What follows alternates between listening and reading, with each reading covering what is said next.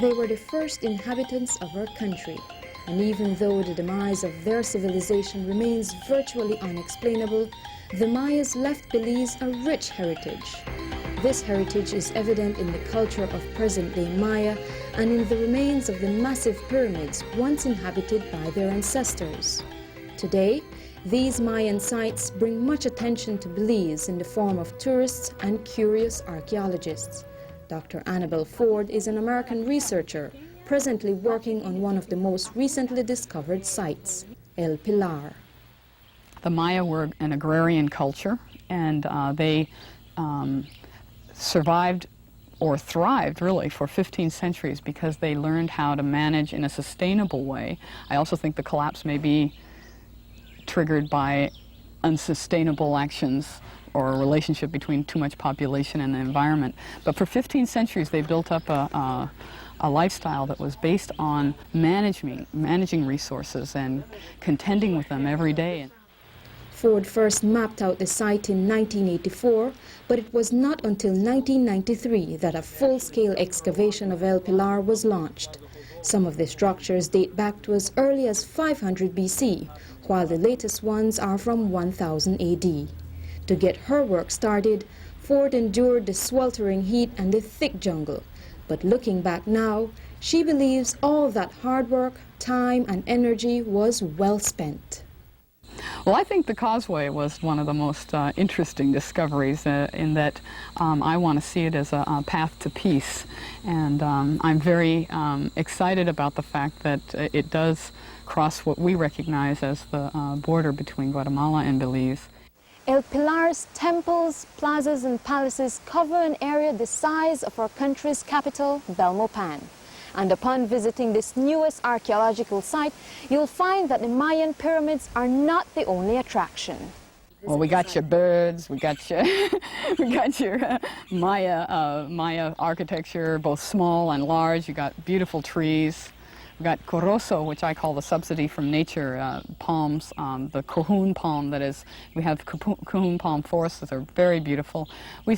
People who do look at birds think that the area is better than almost any place they've ever been. After a complete research of the area, Dr. Ford learned that specialized communities were responsible for specific products. The Mayas who inhabited the uplands were responsible for agricultural crops like cacao and maize, while those who lived in the foothills were manufacturers of stone tools, pottery, and many other household items. A brief visit to the surrounding villages will uncover a lifestyle similar to that of the early Mayas. Marcos Garcia is president of a group called Amigos de El Pilar, which works to educate the villagers in the nearby Bullet Tree Falls to participate and support the work being done out at the site. We have certain Mayan customs that up to today we still practice. Just like the Mayas, we have houses similar to the ones they used, with thatched roofs, done with material gathered from the forest. In Bullet Tree Falls, we still perform traditional Maya dance. Also, many of the foods eaten by the Mayas are the same ones eaten by us today, especially by the older folks who cannot do without it. And we still tend our milpas. El Pilar, as it was in the old days, was connected by a causeway to Pilar Poniente in Guatemala.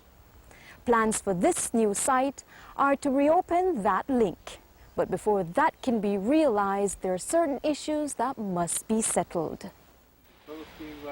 And in a move to iron out those issues, archaeologists from Belize and Guatemala are meeting to discuss a common vision and management plan for the binational park, the El Pilar Archaeological Reserve for Maya flora and fauna. There would have to be an agreement between both countries which would establish the area as a binational park. But know whether this can be done separately or as part of a more broader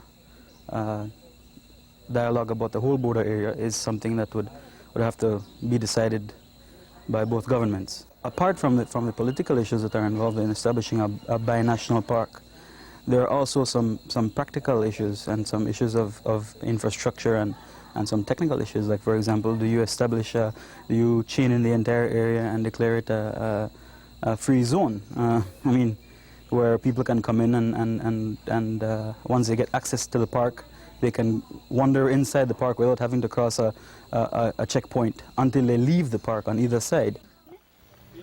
While on both sides of the border the political issues remain touchy and undecided, the archaeologists from both countries are already seeing eye to eye. Well, I think it would be a feather in our caps, so to speak, politically, to have this example of positive interaction.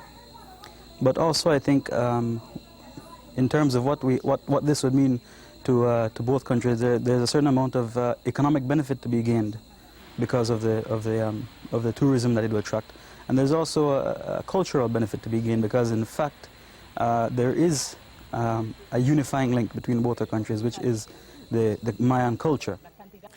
Sería un éxito. Oh, it would be a great success. It would be fantastic if someday we could break down the border barrier and join the east and west parts of El Pilar to make it one place to be visited by all the peoples of the world.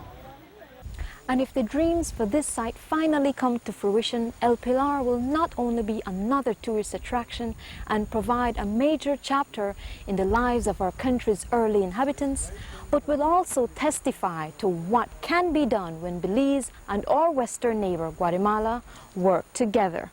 Deidre Isaacs for News 5.